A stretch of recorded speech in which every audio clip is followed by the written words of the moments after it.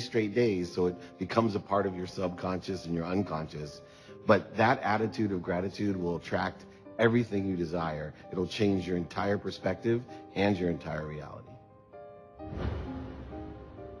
Each and every one of us are where we are today because of the choices we've made before today. And if we want something different, if we want to truly be rich, we may need to make a few different choices from today going forward. You cannot change anything in your life unless you change the way you think about life. If you want to change what you're doing in 5 years, you have to change what you're doing now. And any change requires action, and any action requires thinking. So you have to assess yourself and decide what you're going to do and what direction you're going to go. And then you can take those thoughts and change them into action, and eventually allow you to change your life.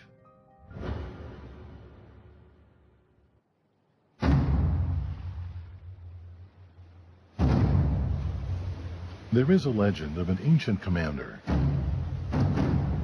He ordered his men ashore, leaving only a single sentry aboard each of his ships.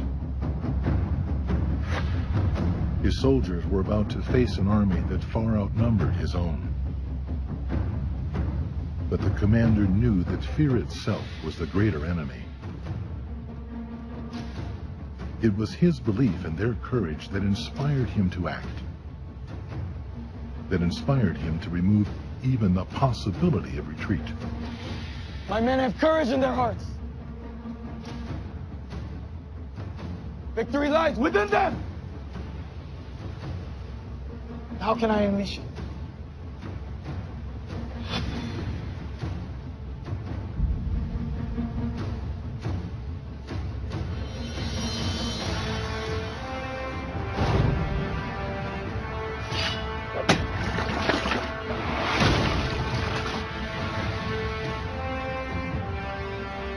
Burn the ships!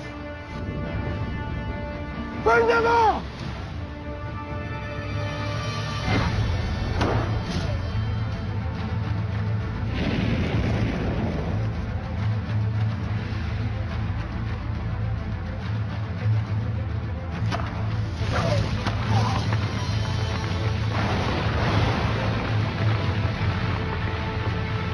There is no retreat! We will not leave these shores alive!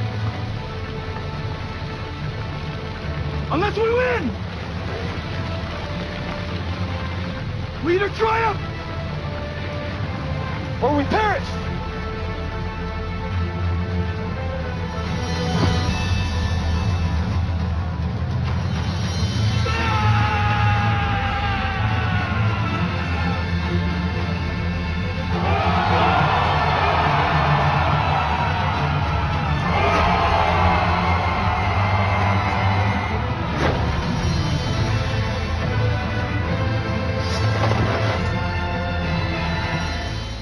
And when they did, each person who wins in any undertaking must be willing to burn their ships and remove any chance of retreat.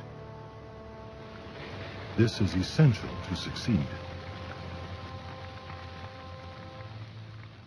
When you read this book, Think and Grow Rich, it really hits you hard when you think about the story of burning the ships. There is no other option.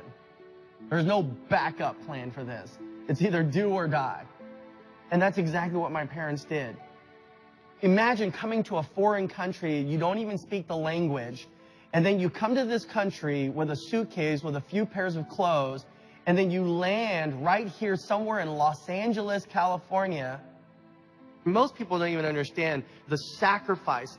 They leave everything behind, and we would sit there and ask our parents why they worked so hard, why they worked 2, 3 jobs. They're always on call. You know, they had pagers, and some of the millennial this day and age don't even know what pagers are. Now, I remember my mother always saying to me that we did not come to this country to screw up this opportunity. When I first started in business, I needed money. I couldn't help other people until I could help myself first, right? I mean, I had to make sure that I put food on the table, that I had a roof over my head, that I actually had a vehicle that would be able to take me from point A to B. And even that was a big deal because I had a car. I had a 1967 Volkswagen Bug, you know, and oftentimes I was just can you just get me to point B? And I would be sweating going from point A to point B because my car didn't even have an air conditioner in it. And even to roll down the window, it took two hands to do it. I mean, literally, I put one hand on the window. One would go on the little, the handle to roll down the window. And I would roll down the window like this because if I just did this, that window went slamming into the door panel. And it would take two hands, people on both sides of the window trying to push it back up. And so I wanted a nice car.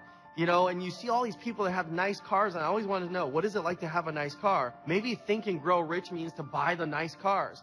Well, I got the nice cars. And then I thought, well, maybe Think and Grow Rich means to have a beautiful home. And so I went and got a nice house. And it's a beautiful home, and my family's there. I've got so many people that I know that have a lot of money, but they're not that happy.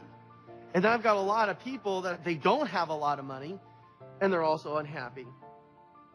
So what does it take? Is money going to make people happy? I mean, money can certainly make people, you know, make their lives somewhat easier, but I'm not quite sure if it'll make people happy. And so thinking and growing rich, I think what it means at the end of the day is to be happy, you know, in every aspect of your life. I was 46, thinking I'm made for life. And the universe said, no, you're not. We're going to make you start again. I was quite wealthy. I'd been successful. And I got mixed up in a shopping centre development that went terribly wrong. And we borrowed $1 million.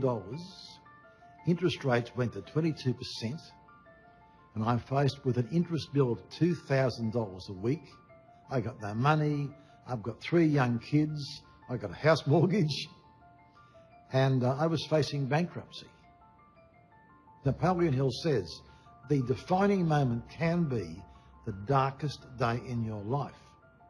And once you know that, it's a bit easier. You need to take the focus off how bad it is for me to what can I do to change it. I wrote a plan and I started doing something. But I had this urge to share what I'd learnt with other people. And that led me to write a book called Making Money Made Simple. I wrote the book and nobody wanted it. I couldn't find a publisher. But I kept going, and eventually I found a little publisher who said he would publish it if I bore the risk. So I did that, and that book became the biggest bestseller in Australia's history. For me, it was faith that pulled me through. It is not a book that you read once.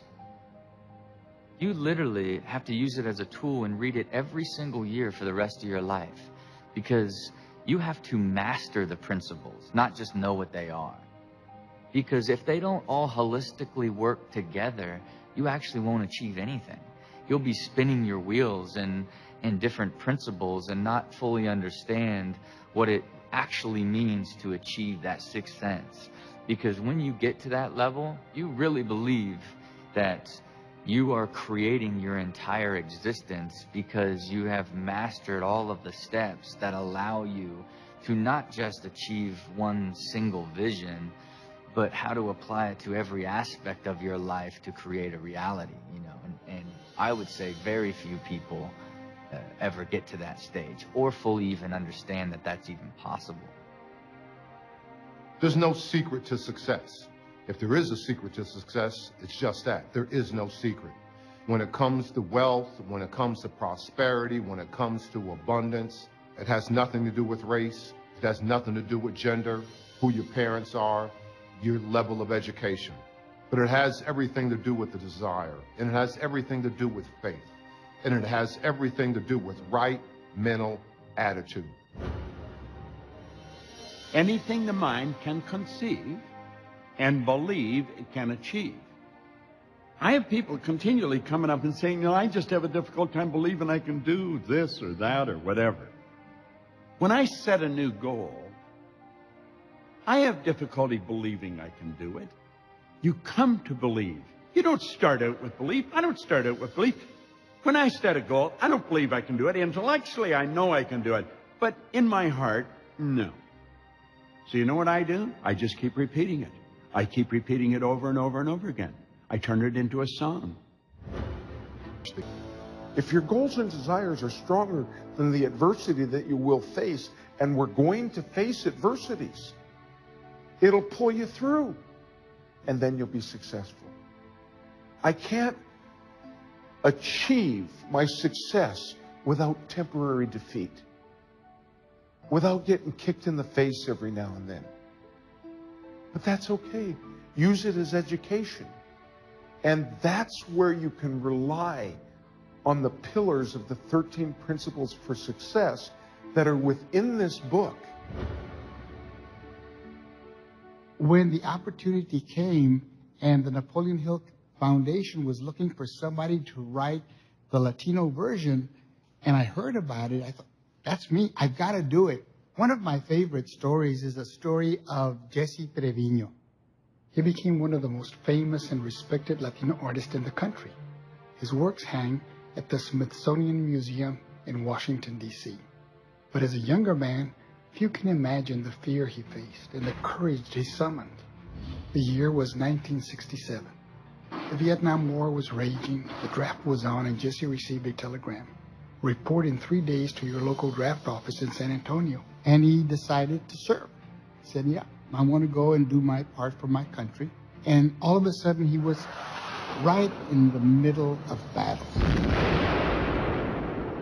Dear Mama, I'm a foot soldier patrolling the Mekong Valley in Vietnam.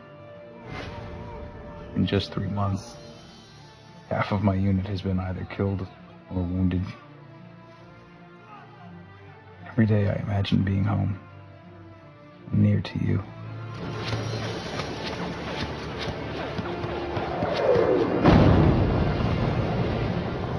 So much pain in a place that is so beautiful.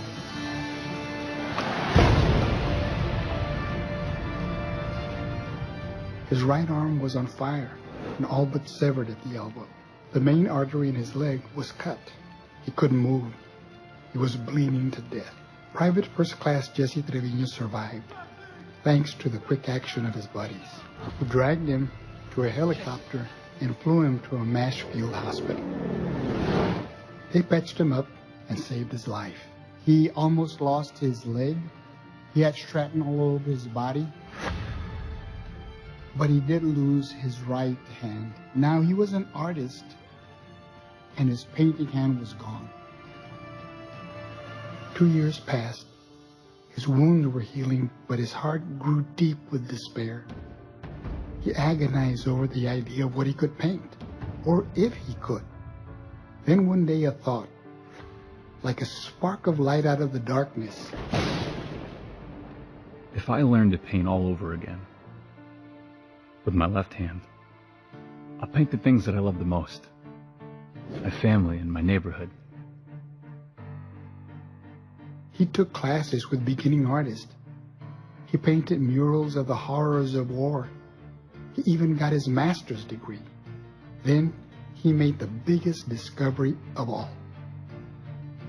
The talent and knowledge needed to paint was in his mind, in his heart, not in his hand. And it had been there all along. With his left hand, he became one of the most successful artists in the United States and in the world. Today, as he talks about that experience, he feels that if that had not happened to him, he would not have been able to be the artist that he became, because it gave him a stronger determination. He said, I am going to do it no matter what.